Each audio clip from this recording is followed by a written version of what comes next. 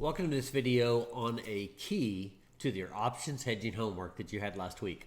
Now, just to review a little bit, this options hedge is really the same concept that we've been looking at. You've got a cash market that you're involved in as a buyer or a seller, and you're worried about the price changing. Remember, buyers, if you're a buyer in a problem or you're a buyer in the real world, cash prices, you're worried as a buyer that prices go up. That would cost you more money, so you're concerned about that. As a seller, the cash price, the cash market, you're concerned with prices going down. So those things would be bad for you. So the cash market is one market that every producer or buyer and seller is involved in. What they're doing is they're looking at the futures market to help give them some relief or some support. If they lose money in the cash, they can gain money in the futures. And that's the idea of a hedge. However, sometimes that beginning cash price, the very first cash price you have, where you're currently looking in the market, if you don't like it, a traditional hedge would have the negative in the cash get offset by the futures and balance out. But if you're looking at a hedge and you don't like that beginning cash price, that's where an options hedge comes into play. So what I'm going to do is I'm going to pull up your homework from last week, and I want to go over question by question, and I want to use the information in the questions, and I want to give you those answers. That's also similar to how the test will work, so I want to make sure that I follow that format in this review of your homework. Let's take a look. All right, so here is your homework, and in red I've got some answers, and then we'll work some of these out. But let's take a look first of all at the very first part. I'm always going to tell you your situation today, and that's the date of April. I'm also going to have to give you a sentence that tells you who you are. In this case, you're a feed manufacturer that buys 100 tons. That's really irrelevant, but you're a buyer of soybean meal in your feed mill, so that tells me you're a buyer. Also today, the cash price is $200 a ton. Now that $200 a ton is kind of our question. That's what we know today. If we go out in the future, are we worried it's going to get more expensive? Or are we worried it's going to get cheaper? So it depends on what we know. Let's take a look. The purchase of soybean meal is usually around August. All right, so now what we have is that today is April. So you're worried from April, May, June, July, August. You're worried that the price might go up on you. So that's our time frame of, that's important to know, today and in the future. All right, so let's look at the markets. Soybean meal buyers going to hedge, they would look at a futures contract, and specifically it's a September contract. That means that this September contract would be traded, because remember our dates, April, May, June, July, August. That September contract is still being traded, so that's a good month for us to look at. It's trading for $22.38. Now that's how the prices are quoted, but actually I went ahead and gave you the adjustment. That's 223.8 a ton. All right, now here's something else that's important. The cash price of 200 is not a great price, meaning that as a buyer, that's not necessarily really cheap. So I am worried it could get more expensive, but I also don't like the 200 a ton. That means that I don't really want to lock that in, so that's important. All right, so what's important out of this first paragraph? The date is April, and we're looking at the future of August. We are a buyer of soybean meal. The cash price of 200 we don't really like, but the futures price on the September contract is 223.80. That's the first part of information. We'll put all this together later, but that's the first question, the first statement that you have. Now here's some of the questions, and I went ahead and answered them for us to move along. What's the risk for the feed manufacturer? All risk for buyers is the price going up, so that's easy. In your opinion, what should the hedger do to protect? Well, they don't like the cash price of 200, locking that in. So if you don't like the lock-in, the best choice for you is not a contract hedge, but an options hedge. So that's the first thing we have here. We're doing an options hedge. Now, why do we do that? Well, because we don't like the 200 cash price lock-in. All right, so what's the risk? Prices going up. Your opinion, what should the hedger do? They should use an options hedge because we don't like the beginning price, the lock-in price. All right, so there's the first question. Next question, if the hedger decides to use an options, what kind of option would they use? Well, we are a buyer in our situation here.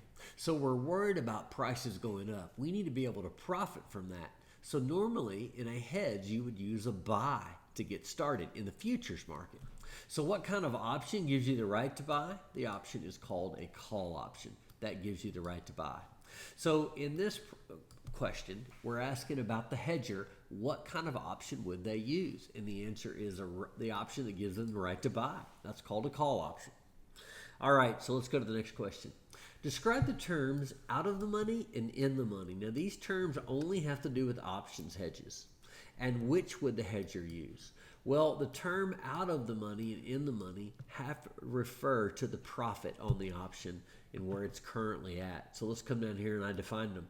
The in the money option is currently making a profit, means that it's automatically going to make you a profit. So, of course, the premium is expensive.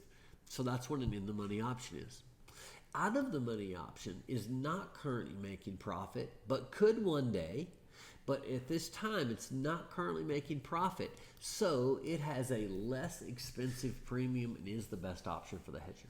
So there's two types of options, in the money and out of the money, and that is the definition of those. And the hedger is always using out of the money options.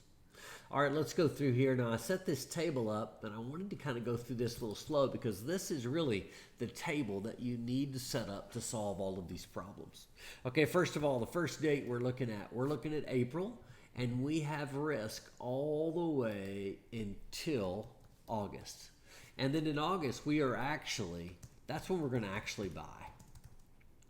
So that's kind of how you would set this table up. This is the first date, April, goes all the way to August. Now, the cash price when we first started, we got a quote of $200 a ton. But we also said we do not like it. So that means we're going to use probably an options hedge. So in this particular case, I have some extra notes in there written for me. So I'm going to come over here in the futures market. We were looking at a September contract, and it was trading for, let's go back up and look, it was trading for $223.80. So a September contract was $223, 80. All right, now we would have normally a position on that, but we are going to choose an option. Now, basis is really not relevant for an options hedge. So I'm not going to worry with that there, but normally that is there. All right, so we're going to choose an options hedge up here in our problem. I'm going to put in some more information. We would choose a call option. And this is really what we knew from the very beginning situation in April. That's this whole thing I got out of this first paragraph. All right, let's come down to the next paragraph. I always have to give you this kind of stuff. I have to tell you what happened at the end. I try to break that up in a paragraph. In this particular case, I broke it up in the problem. This is really question 4 out of all the other questions at the top. So there's always going to be a beginning situation, tells you who you are, what the dates are, what the deal is when you get started, and then there's always an ending situation that tells you the results. All right, so let's fill this out. The hedger gets to July. So actually what I did was I got to July, meaning I didn't need to wait, and I actually bought. So don't let that confuse you. It just means before August hit, I went ahead and found a deal. So here's the deal I found. I can get delivery for $190 a ton. Now, as far as a net result, that means I got it cheaper. So for me, that's a plus $10 per ton. So in the cash market, it looks like I got a better deal. So that's my actual buy in the cash market. So I got it for a little cheaper. Now I come over here and it tells me what you did. So back in April, you purchased a September call option. So I would write that up here. September call option. That's the contract I was looking at. So I bought a call option on a September contract. Let's see here. I had to pay for this, so I had to know some information. It's got a strike price of $230, so I'll put that in there. That's a $230 strike price.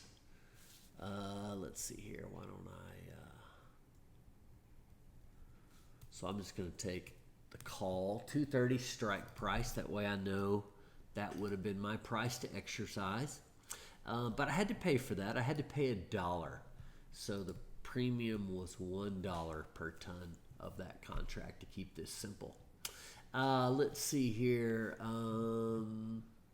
Finally, when we're done with this hedge, so this is what you had to kind of know that we did. Now, options are tough. I don't like to put the beginning of the option up here. I could.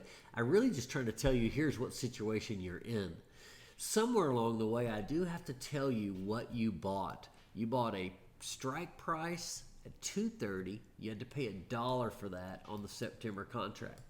Now, here is the final part. In August, that September contract is now trading for and I gave you this price up here, 2,100, and hopefully you would use the knowledge from the first part of this that's actually 210 per ton. So this 2,100 I gave you, I was trying to kind of see if you could make the adjustments from this part up here that I actually gave you. That's 223.80. So if you come down here and you look at 2,100, that's actually 210. So I've got that for you as a September contract. Now I'm going to go down here and put a position, meaning if we would exercise, we'd have to take a position. Remember, you have the right to buy it for 230. The market didn't go up, it went down.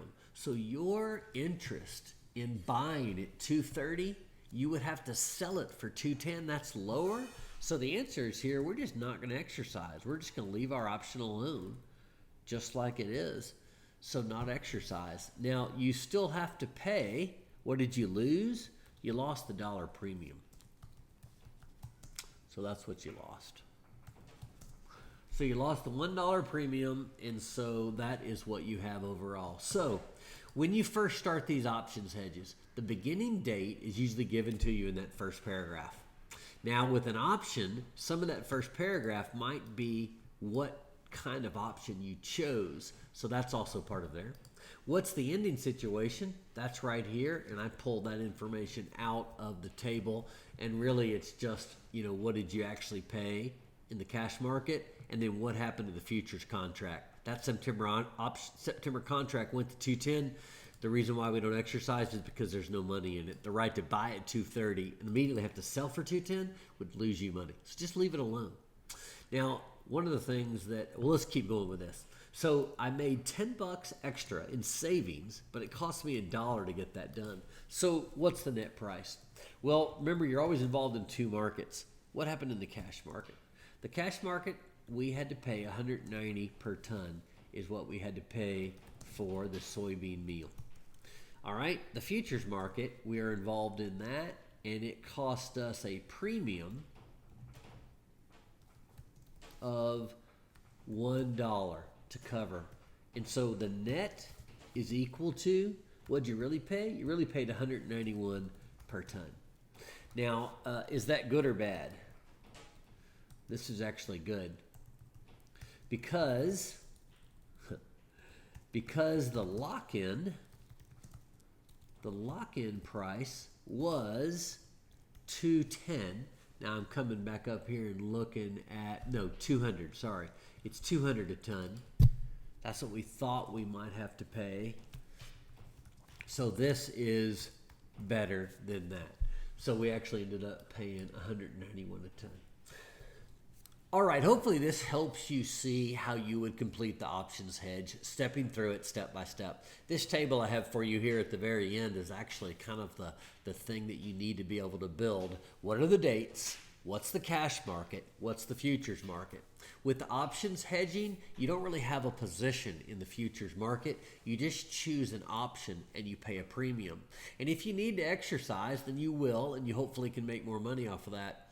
A lot of situations that I'll have for you, once you decide to go with an option, that premium is what you're really going to have to pay. So you just have to adjust to that. Remember, buyers are trying to get the price lower. So if it costs them any money or they lose, that means they pay a little bit more. In this case, I didn't pay $190 a ton, I paid $191. Now you may say, why even do the options? You could have just paid $190 a ton and been done. That's the trouble, is we're looking in August here at the end. But back in April, we did not know. We would be wide open to price risk. So we're looking for a way to help us manage that. Hopefully going through this step by step helps you rewind this, look at your homework, look at what you did, and hopefully this will help you prepare for the test. Thanks.